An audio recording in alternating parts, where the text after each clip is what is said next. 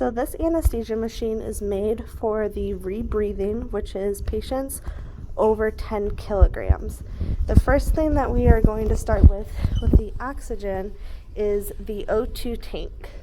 There are two types of tanks, which is E and H. E stands for emergency, which is this one, and then H is for the huge ones, which is in the anesthesia room. The E tanks can hold up to 7 liters of oxygen. The next thing that we are going to look at is the yoke, which connects the O2 cylinder to the machine itself. It has a specific pin index in it just for oxygen. Next follows the pressure manometer. This tells you how much PSI is in the tank. It also has a red refill line to tell you when the oxygen is low and it needs to be changed. After that, it is the pressure reducing valve. This takes the 2,200 PSI to 40 to 50 PSI, then branches off to the pressure manometer. This is the green O2 tubing.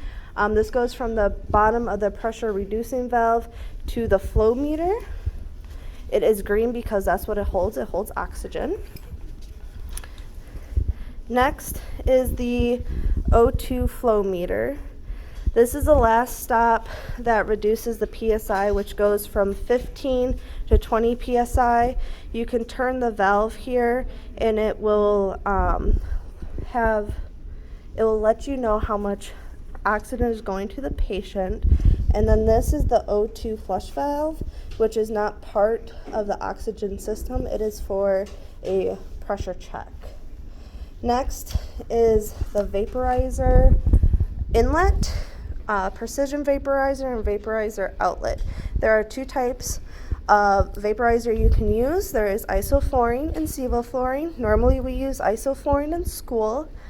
And then after that, it goes to the negative pressure relief valve, which flows through this tube. The negative pressure relief valve gets rid of any of the negative pressure that is in the machine. It is considered a safety checkpoint. Next is the inhalation inspiratory valve. This is below the negative pressure. This also has a little flutter disc which shows when the patient is breathing in. This is the last part of the oxygen gas mix before it goes to the patient. After the patient brings in the O2 mix, it then goes to the exhalation valve, which is over here. The exhalation valve. This is also connected to a filter that gets rid of bacteria. This also has a flutter disc. Next is the pop-off valve. This allows the patient to exhale when it is closed. It is like inhaling into a wall with nowhere to go. This will be closed for a pressure check, but should always be open when in use. So then there is two different ways the oxygen CO2 mix can go. The first place is the scavenge. The scavenge is with a pink tube, and then it goes to the F air filter. That gets out the extra gas that the patient did not use. And at the bottom of the filter, there is a hole for CO2 and oxygen to go to. Next, after that, if it does not go into the scavenge, it goes into the CO2 absorber, which has soda lime granules in it.